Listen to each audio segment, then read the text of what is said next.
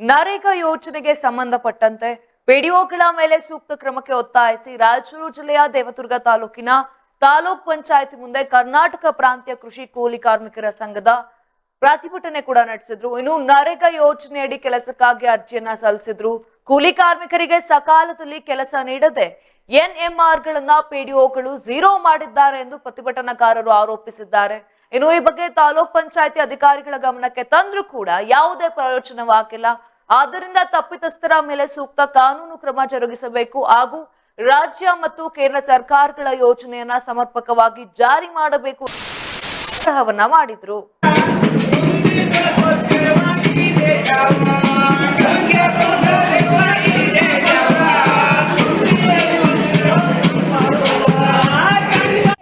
ಮಾಡ್ಬೇಕಂತ ಇದೆ ನಮ್ಗೆ.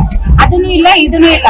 ಕೆಲವೊಂದ್ ಕಡೆ ಕೇಂದ್ರಗಳೇ ಇಲ್ಲ, ಕೆಲವೊಂದ್ ಕಡೆ ಫುಡ್ ಕೊಟ್ಟಿದ್ದಾರೆ, ಸ್ಯಾಲ್ರಿ ಕೊಟ್ಟಿಲ್ಲ, ಸ್ಯಾಲ್ರಿ ಕೊಟ್ಟಿದ್ರೆ ಫುಡ್ ಇಲ್ಲ. ಎಲ್ಲ ಇದೇ ರೀತಿ ಆಗ್ತಾ ಇದೆ. ನಮ್ಗೆ ಸಪರೇಟ್ ಆಗಿ ಒಂದು ಶೌಚಾಲಯ ಬೇಕು ಅಂತ ಹೇಳಿದ್ರೆ ಶೌಚಾಲಯನೂ ಮಾಡಿಲ್ಲ, ನೀರಿನ ವ್ಯವಸ್ಥೆ ಇಲ್ಲ, ಕೇಂದ್ರಗಳ ಹತ್ರ ಸರಿನೇ ಇಲ್ಲ. ಸುತ್ತ ಹಾವು ಚೋಳುಗಳು ಎಲ್ಲ ಬರ್ತಾ ಇದಾವೆ. ಮಕ್ಕಳನ್ನ ನೋಡ್ಕೊಂತಂದ್ರೆ ಯಾವ ರೀತಿ ನೋಡ್ಕೋಬೇಕು ನಾವು?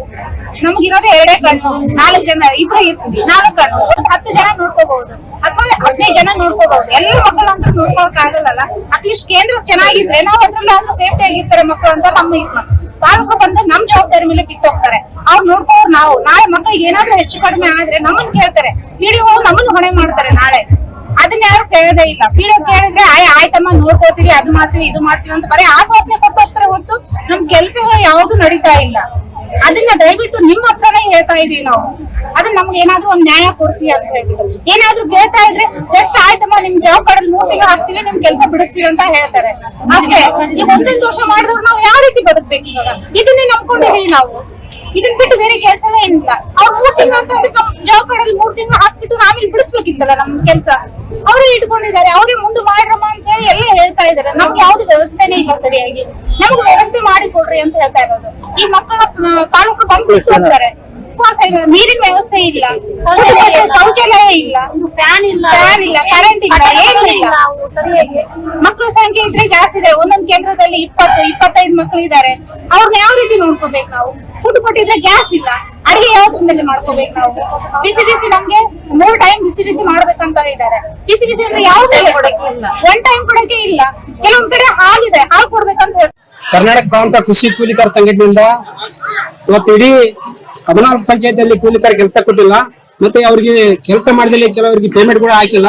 ಹಿಂಗಾಗಿ ಸಾಕಷ್ಟು ಬಾರಿ ನಾವು ತಾಲೂಕು ಸಮಿತಿ ಗಮನಕ್ಕೆ, ತಾಲೂಕ್ ಪಂಚಾಯತ್ ಗಮನಕ್ಕೆ ತಂದ್ರು ಕೂಡ ಅವ್ರು ಯಾವುದೇ ರೀತಿಯಿಂದ ಸ್ಪಂದನೆ ಕಾರಣವಾಗಿ ಇವತ್ತು ನಾವು ಅನಿವಾರ್ಯವಾಗಿ ಹೋರಾಟ ಮಾಡುವಂತ ಪರಿಸ್ಥಿತಿ ಬಂದದ. ಇವತ್ತು ಈ ಕೂಡಲೇ ಜಿಲ್ಲಾ ಪಂಚಾಯತ್ ಇಂದ ಸಿಒ ಅಥವಾ ಪಿಡಿ ಅವ್ರು ಬಂದ್ರೆ ಮಾತ್ರ ಈ ನಮ್ಮೆಲ್ಲ ಬೇಡಿಕೆ ಈಡೇರ್ತಾವ. ಮತ್ತೆ ಪ್ರತಿಯೊಂದು ಪಂಚಾಯತಿಯಲ್ಲಿ ಕೂಡ ಕೂಸಿನ ಮನೆ ಅಂತ ಹೇಳಿ ಮಾಡ್ಯಾರ. ಇವತ್ತಿನವರೆಗೂ ಆ ಕೂಸಿನ ಮನೆಗೆ ಯಾವುದೇ ರೀತಿಯ ಸೌಲಭ್ಯಗಳಿಲ್ಲ. ಮತ್ತೆ ಅಲ್ಲಿ ಇರುವಂತ ಮಕ್ಕಳಿಗೆ ಪೌಷ್ಟಿಕ ಆಹಾರ ಕೊಡಬೇಕನ್ನೋ ಒಂದು ಸರ್ಕ್ಯುಲರ್ ಇದ್ರು ಕೂಡ ಇವತ್ತಿನವರೆಗೂ ಯಾವುದೇ ಪಂಚಾಯತಿಲಿ ಕೂಡ ಅದು ಕೊಡಕ್ ಸಾಧ್ಯ ಆಗಿಲ್ಲ. ಹಿಂಗಾಗಿ ಮತ್ತು ಅದರಲ್ಲಿ ಕೆಲಸ ಮಾಡ್ತಿರುವಂತ ಕಾರ್ಯಕರ್ತೆಯರು ಕೂಡ ಉದ್ಯೋಗ ಚೀಟಿಯಲ್ಲಿ ಕೂಲಿ ಕೊಡಬೇಕನ್ನೋದೈತಿ, ಅಲ್ಲಿ ಕೂಡ ಸಮರ್ಪಕವಾಗಿ ಅವ್ರು ಕೊಡಕ್ಕಾಗಿಲ್ಲ.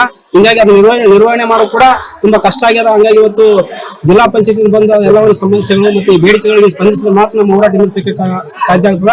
ಇಲ್ಲದಿದ್ರೆ ನಾವು ಈ ಹೋರಾಟವನ್ನು ಮುಂದುವರಿಸ್ತೀವಿ ಅಂತ ಹೇಳ್ತಾ